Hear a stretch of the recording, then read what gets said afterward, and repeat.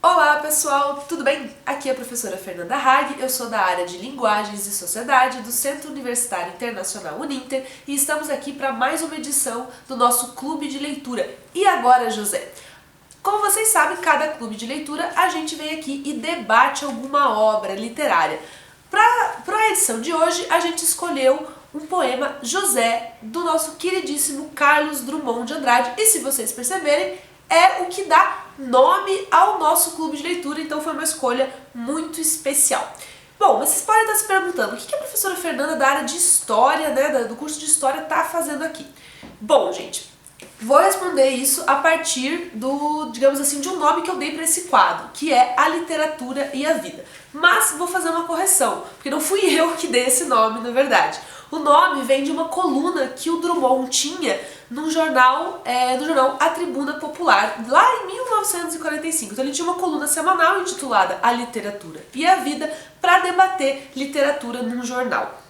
E aí, eu parti disso para a gente ter essa reflexão, né? Porque história e literatura caminham juntas o tempo inteiro, literatura e vida. Não tem como a gente entender a literatura sem passar pela história e não dá para entender a história sem passar pela literatura.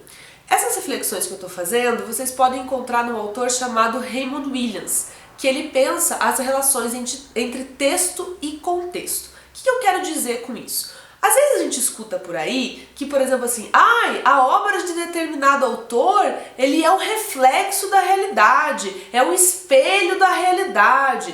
Olha, gente, tem fundo de verdade nisso aí, mas a gente precisa ir além, a gente precisa problematizar e aprofundar essas reflexões.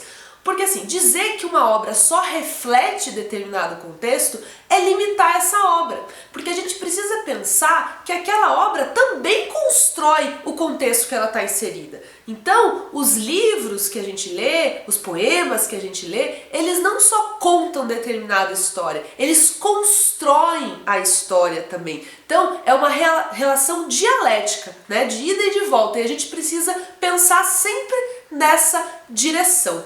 Então, como eu falei para vocês, o Raymond Williams pensa essa questão do texto e do contexto, e para as reflexões de hoje, a gente também vai partir dessa ideia. Então, a gente precisa entender qual que era o contexto que o Drummond estava inserido, como é que ele atuava naquele contexto, né, como é que estava essa vice-versa, digamos assim.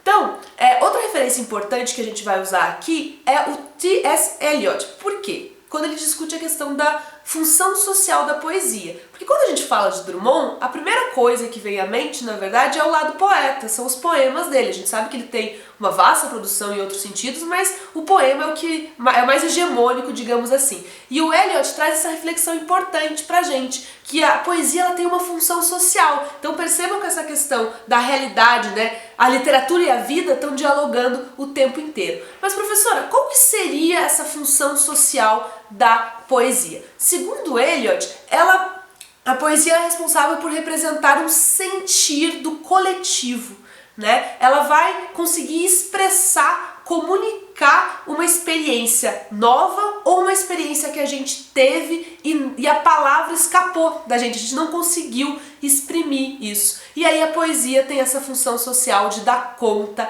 disso. Tá bom? Bom, pessoal, a gente abriu com essa reflexão rápida, mas vamos chegar na parte boa, que é do Drummond. Como vocês viram, hoje a gente vai falar do E Agora José, que é um verso do poema José. Quando que ele foi publicado? Bom, o poema está num livro que se chama José e Outros, publicado em 1942 pela livraria José Olímpio, que é uma editora muito tradicional daquele contexto. Muitos intelectuais passaram por ali, então a Raquel de Queiroz, o José Lins do Rego, o Gilberto Freire e o Drummond também. Então é importante a gente sempre pensar a questão do mercado editorial. Percebam como a partir da literatura a gente pensa vários aspectos daquela sociedade brasileira, daquele contexto, e é muito importante.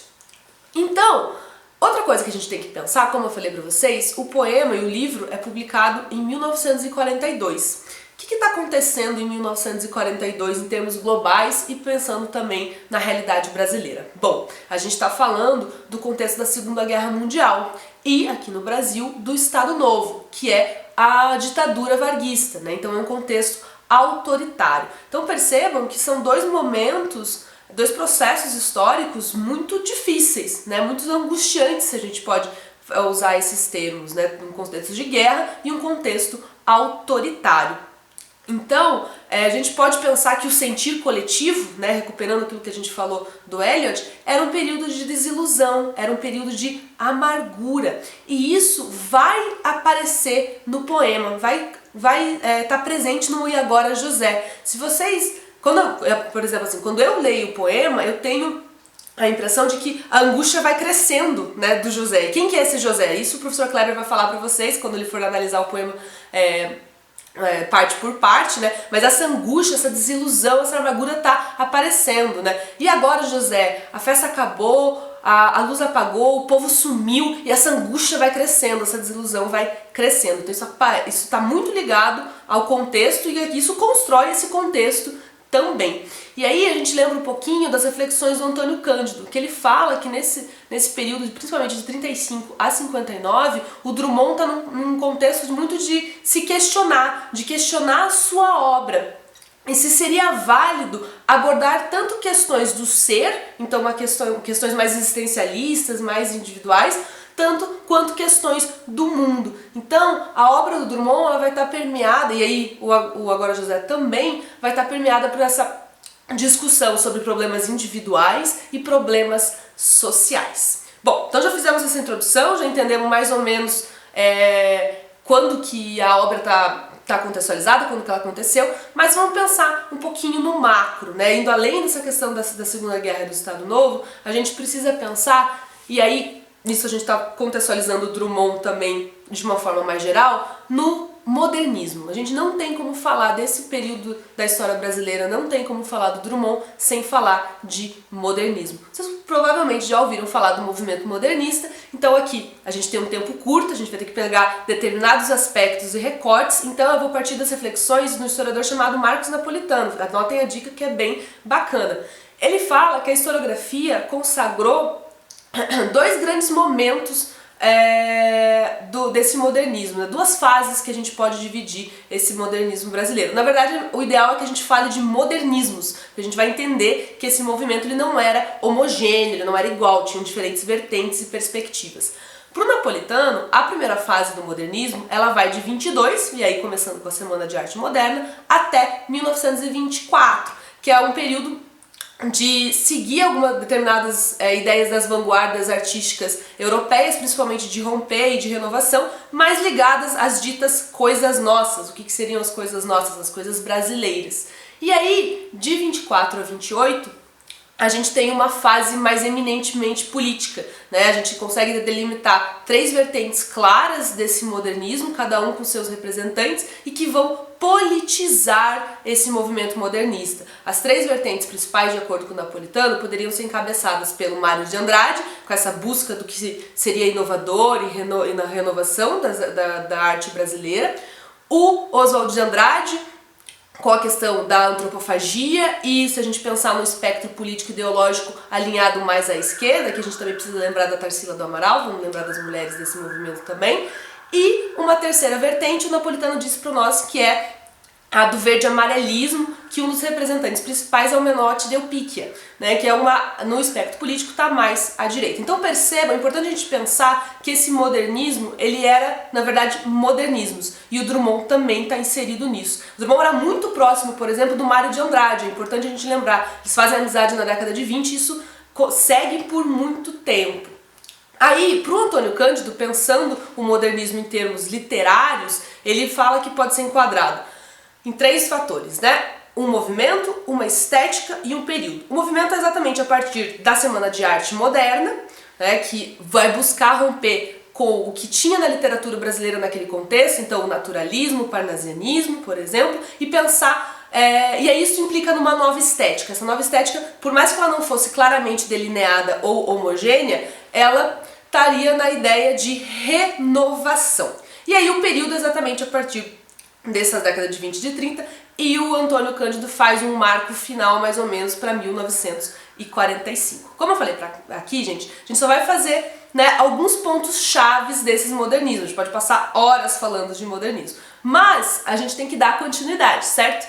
Então, Outro aspecto que a gente vai tentar pensar e que vai auxiliar na compreensão do poema, né, desse lugar do Drummond, né, o que ele está fazendo, o que ele está ocupando, e a própria lugar da obra, da publicação, porque isso envolve como é que ela foi recebida, né, a recepção da obra, a produção da obra. Então, o outro aspecto é exatamente o governo Vargas. Eu falei para vocês que ela é publicada em 1942 em pleno Estado Novo, né, que é um período muito específico da história brasileira marcado pelo autoritarismo.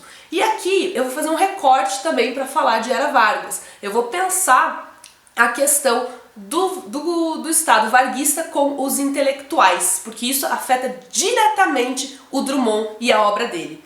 Então, a gente precisa entender primeiro que cultura no Estado Novo era uma questão de Estado, né? A cultura estava muito ligada ao Estado, o Estado tinha uma preocupação muito forte com isso. O que isso quer dizer?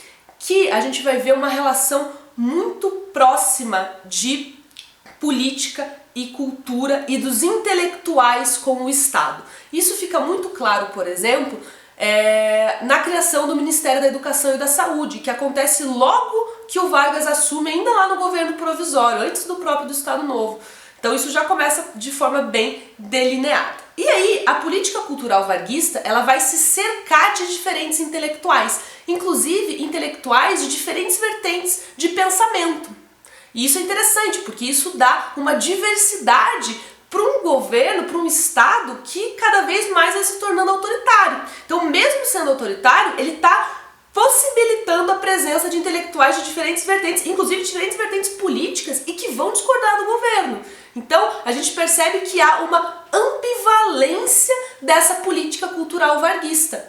Por exemplo, alguns nomes de intelectuais que vão compor o Estado, esse aparato estatal durante o período varguista, a gente pode citar, por exemplo, o Graciliano Ramos, o Nelson Werneck Sodré, o Mário de Andrade. Então, assim, são autores importantes de renome na história brasileira e que vão compor esse aparato estatal. E por que você está falando disso? Onde é que entra o Drummond em toda essa brincadeira? Bom, gente, a gente precisa pensar que o Drummond fez parte do governo do Vargas, principalmente a partir da amizade dele com o Gustavo Capanema, né? O Capanema foi ministro da Educação de 1974 a 1945, então um período longo do Estado varguista. E o Capanema era muito próximo do Drummond, eles fizeram amizade ainda em Minas Gerais, lá na década de 20. E aí o Drummond foi secretário do Capanema em Minas Gerais e depois o Capanema leva ele para a capital federal, para o Rio de Janeiro, e também vai colocá-lo como chefe de gabinete do Ministério da Educação. E aí a gente entra num outro ponto importante da vida do Drummond, né? Porque o Drummond, ele é um burocrata. O professor está dizendo que ele é burocrático? Não, eu estou dizendo que ele é um burocrata. Isso quer dizer que a vida de funcionário público dele durou 40 anos, por exemplo, né? Então, essa estabilidade que o funcionalismo público trouxe para o Drummond foi importante. Ele teve cargos públicos por muito tempo, né? 40 anos da vida dele, até ele se aposentar. E a questão da atuação no Ministério da Educação como secretário do Gustavo Capanema foi muito importante e exemplifica essa questão que a gente está falando da relação do Estado varguista com os intelectuais, né? Mas, professora, por que tem essa questão, essa preocupação com os intelectuais dentro do Estado durante o governo do Vargas? Bom, primeiro a gente pensa que teve essa questão que eu falei pra vocês da ambivalência, né? Então, por um lado, a gente tem essa questão do autoritarismo, a gente sabe que a ditadura varguista reprimiu, teve censura, teve tortura, teve prisão. Por outro lado, deu espaço para diferentes correntes de pensamento dos intelectuais, deu espaço para os modernistas brasileiros, digamos assim, atuarem, né? E por quê? Porque o Estado varguista, como eu falei pra vocês, entendia a cultura como uma questão de governo, uma questão de Estado. Isso implicava trazer os intelectuais para dentro do aparato estatal. Então, era a ideia de que esses intelectuais deveriam sair da dita Torre de Marfim, como chamava o Machado de Assis lá no final do século XIX, e deviam atuar na esfera pública. E o Estado Novo esperava que essa atuação dos intelectuais fosse no sentido de um projeto político-pedagógico de exatamente educar a população, ou seja, orientar a população de acordo com o pensamento do regime. Era isso que o Estado Novo esperava de seus intelectuais. Só que isso dava margem, inclusive, para esses intelectuais atuarem de forma distinta dentro do aparato do governo, que era exatamente um pouco do que o próprio Drummond tentava fazer, né? Então, muitas vezes a gente pode pensar que o poeta se sobressaía ao burocrata, porque à medida que a gente vê uma escalada autoritária dentro do Estado Novo, a gente vê a oposição do próprio Drummond crescendo ao governo, né? Basta pensar nesse sentido que poemas dele circulavam clandestinamente em pleno Estado Novo. Então a poesia dele era a forma dele expressar essa insatisfação, essa sua oposição com o governo, essa sua resistência ao Estado varguista. Então, mesmo sendo um quadro, digamos assim, do governo, ele não deixava de exprimir a sua oposição, seja por outras formas. Isso a gente pode perceber principalmente na publicação de 3 livros que vão ocorrer na década de 40, do Drummond, obviamente, né, que é O Sentimento do Mundo, O José e Outros, que é o que a gente está debatendo aqui, que tem o famoso E Agora José, e o terceiro é A Rosa do Povo. Então, essa poética dele abre um espaço para ele mostrar a sua oposição ao governo varguista.